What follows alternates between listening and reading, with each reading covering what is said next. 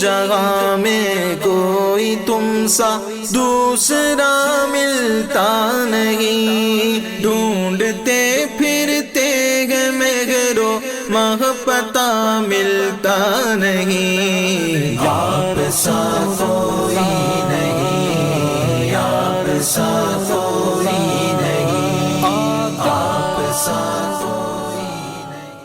الحمدللہ رب العالمین والصلاة والسلام علی سید المرسلین، اما بعد فاعوذ باللہ من الشیطان الرجیم، بسم اللہ الرحمن الرحیم۔ پڑھے الصلاۃ والسلام علیک یا رسول اللہ وعلی آلک واصحابک یا حبیب اللہ، الصلاۃ والسلام علیک یا نبی اللہ وعلی آلک واصحابک یا نور اللہ صلی اللہ تعالی علیہ وسلم۔ قال رسول اللہ صلی اللہ تعالی علیہ وسلم، مجھ پر درود بھیجو کیونکہ تم جہاں بھی ہو تمہارا درود مجھ تک پہنچتا ہے۔ صلو علی الحبیب صلی اللہ تعالی علی محمد صلی اللہ علیہ وسلم۔ ہم اللہ کے پیارے رسول صلی اللہ تعالی علیہ وسلم کی پیاری پیاری سیرت پاک کا درس کر رہے ہیں۔ رسول اعظم صلی اللہ تعالی علیہ وسلم سے نسبت رکھنے والی ہر چیز کے ذکر کرنے کی کوشش کر رہے ہیں۔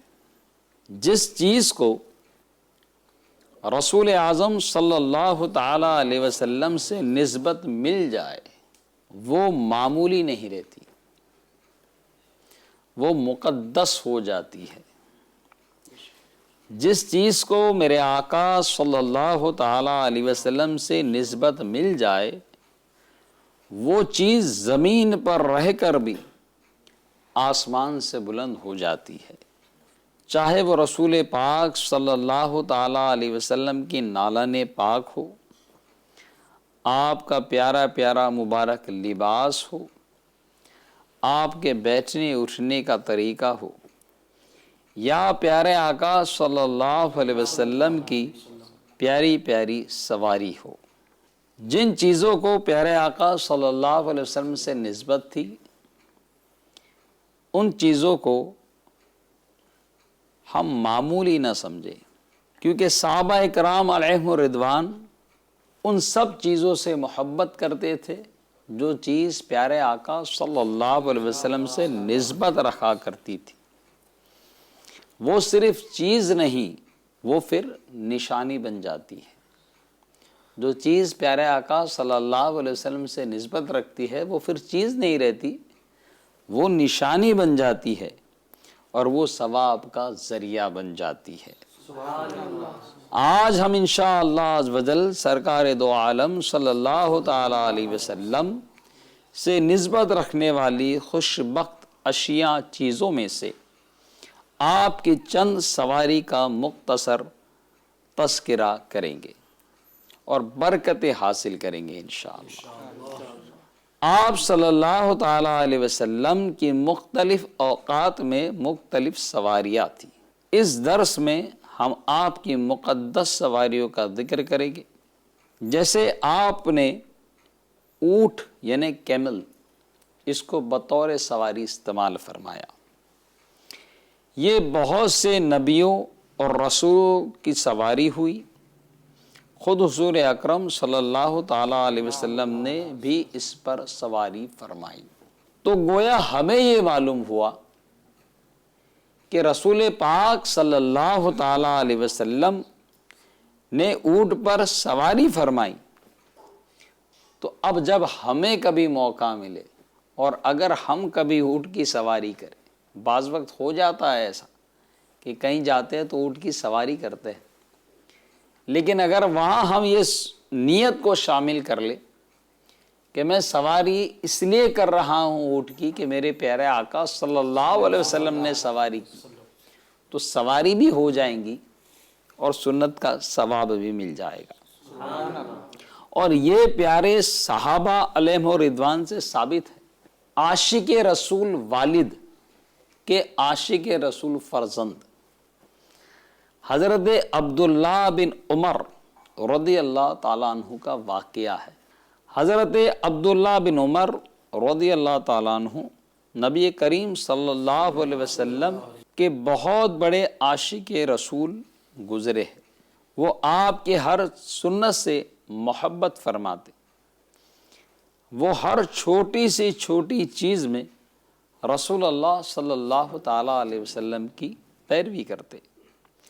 ایک مرتبہ لوگوں نے دیکھا کہ حضرت عبداللہ بن عمر رضی اللہ تعالیٰ عنہ اونٹ پر سوار ہوئے، پھر اچانک مسکرائے، پھر اونٹ سے نیچے تشریف لے آئے۔ لوگوں نے حیرت سے پوچھا، آپ نے یہ کیوں کیا کہ آپ اونٹ پر سوار ہوئے، آپ مسکرائے اور آپ نیچے تشریف لے آئے، آپ نے یہ کیوں کیا؟ تو آپ نے جواب فرمایا، میں نے رسول پاک صلی اللہ علیہ وسلم کو اس جگہ پر اونٹ پر سوار ہوتے ہوئے دیکھا تھا۔ میں نے یہ دیکھا آپ صلی اللہ علیہ وسلم اونٹ پر سوار ہوئے، آپ نے مسکرایا اور آپ نیچے تشریف لے آئے، تو اس سنت پر عمل کرنے کے لیے میں بھی اونٹ پر سوار ہوا، میں نے بھی مسکرایا اور میں نیچے اتر گیا۔ تو صحابہ کی زندگی کا مقصد رسول اعظم نور مجسم صلی اللہ تعالیٰ علیہ وسلم کی رضا تھی، کیونکہ وہ جانتے تھے کہ ہمیں تو کرنی ہے شہنشاہ بطحا کی رضا جوئی، وہ اپنے ہو گئے تو رحمت پروردگار اپنی، اور خدا کی رضا چاہتے ہیں دو عالم، اور خدا چاہتا ہے رضائے محمد صلی اللہ تعالی علیہ وسلم۔ رسول اللہ صلی اللہ تعالی علیہ وسلم کی دو اونٹنیاں بہت ہی مشہور تھی۔ ویسے آپ نے آپ کی زندگی مبارک میں 25 اونٹنیاں استعمال فرمائی، لیکن دو اونٹنیاں آپ کی بہت ہی مشہور تھی۔ ایک کا نام تھا قصوہ، اور یہ اونٹنی حضرت سیدنا صدیق اکبر رضی اللہ تعالیٰ عنہ نے 400 درہم کے بدلے خریدی تھی۔ یہ آپ صلی اللہ تعالیٰ علیہ وسلم کے پاس ہی رہی۔ اس پر آپ صلی اللہ تعالیٰ علیہ وسلم مکہ معظمہ سے مدینہ منورہ آپ نے جو ہجرت فرمائی وہ اسی اونٹنی پر ہجرت فرمائی۔ حضور اقدس صلی اللہ تعالیٰ علیہ وسلم جب مکے میں داخل ہوئے، جب آپ مکے میں داخل ہوئے تو آپ اسی اونٹنی پر سوار ہو کر داخل ہوئے۔ حجۃ الوداع کے موقع پر حضور اقدس صلی اللہ تعالیٰ علیہ وسلم نے عرفات پہنچ کر ایک خیمے میں قیام فرمایا۔ جب سورج ڈھل گیا تو آپ صلی اللہ تعالیٰ علیہ وسلم نے اپنے اسی اونٹنی قصوہ پر سوار ہو کر خطبہ پڑھا۔ صحابہ اس اونٹنی کی آواز سے پہچان لیتے اور یاد رکھے ہم رسول اللہ صلی اللہ تعالیٰ علیہ وسلم سے اور آپ سے جو بھی چیز نسبت رکھتی ہے اس سے کھل کر محبت کرے۔ کائنات کی ہر شے رسول اعظم صلی اللہ علیہ وسلم سے محبت کرتی ہے۔ اب انشاءاللہ ہم ان سواری کا بھی ذکر کریں گے کہ اونٹنی کے علاوہ اور کیا کیا سواری آپ صلی اللہ تعالیٰ علیہ وسلم نے استعمال فرمائی۔ دراز گوش، اب یہ کیا چیز ہے؟ دراز گوش یعنی گدھا، لیکن جب پیارے آقا صلی اللہ علیہ وسلم سے کسی چیز کو نسبت ہو جائے ہم اسے اب گدھا نہیں کہیں گے، ہم اسے دراز گوش کہیں گے، کیونکہ بزرگان دین نے یہ ادب ہمیں سکھایا ہے اور یہ احترام کا لفظ ہے، کیونکہ وہ جانتے تھے کہ جو دامن مصطفیٰ سے لپٹا وہ یگانہ ہو گیا، جس کے حضور ہو گئے اس کا زمانہ ہو گیا، اور آپ یہ بھی جانتے تھے کہ اللہ تعالیٰ کو ادنا سی گستاخی اپنے محبوب کی شان میں پسند نہیں، اس لیے آپ ادباً اسے اس نام سے پکارتے ہیں۔ یہ بزرگان دین کا حصہ ہے اور ہمیں یہ تربیت وہاں سے دی گئی۔ با ادب با نصیب، بے ادب بے نصیب۔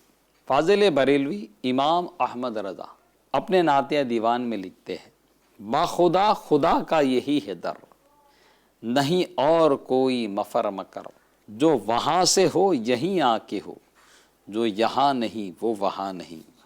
یہ دراز گوش آپ کو تحفے میں پیش کیے گئے تھے۔